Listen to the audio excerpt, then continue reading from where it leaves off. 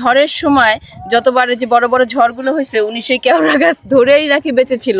আমরা কুয়াকাটার লেবু বনে চলে আসছি। এই লেবু বনটা শুটকি পাড়ার কাছেই।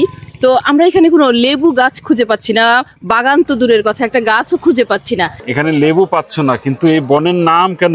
এখানে দেখছি কিছু ম্যানগ্রোভ গাছ আছে। লেবু বন কেন নাম হলো জানো এটা? না তো। আচ্ছা, আমরা স্থানীয় একজন চালক আছে, ভ্যান চালক। কি নাম আপনার? মোহাম্মদ সাইফুল ইসলাম। আচ্ছা সাইফুল ভাই, আপনি বলেন তো এই লেবু বন নাম হলো কেন এটার? সর্বপ্রথম এক ভদ্রলোক রক্ষা করছে, ওনার নাম ছিল লেম্বু মাতুব্বর। কি বন ছিল তখন? তখন এ ম্যানগ্রোভ বনে ছিল, কিন্তু তখন আর কি ওনার নাম ছিল লেম্বু মাতুব্বর। ওনার নামের উপরেই আমরা নামকরণ করছি লেবু বন। মানে সেই লেম্ফু মাতব্বর থেকে লেবু লেবু বন হয়ে গেছে। সুই তা আমার মনে হয় কি জানো, ওনাকে বলছে লেম্ফো মাতবর। আমার মনে হয় যে ওনার হচ্ছে লেবু মাতবর হয়তো নাম ছিল, কিংবা এই কাছাকাছি কোনো নাম।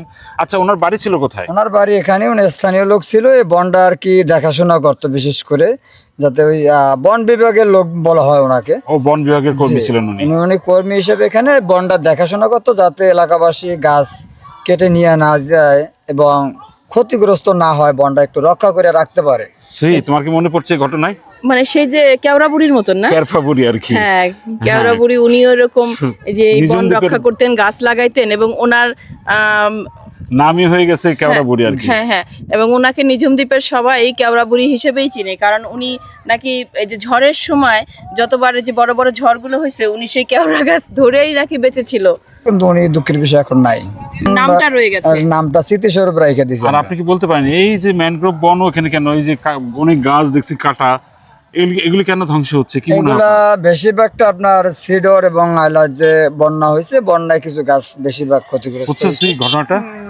মানে এই বন মানে ঝড় সহ্য করতে করতে আজকে নিজেই দুর্বল হয়ে গেছে। তারপরে তো প্রতিদিনের জোয়ার ভাটার ব্যাপার আছে। ধন্যবাদ আপনাকে অনেক। আপনাদেরকেও ধন্যবাদ। আসবেন, কুয়াকাটা আসলে লেবুর বনে আসবেন, এটা আমাদের স্মৃতিস্বরূপ থাকবে। ধন্যবাদ। আমরা কুয়াকাটার লেবু বনে এসে মানে লেবু গাছ না দেখতে পারলেও এর নামকরণের সার্থকতা জানলাম।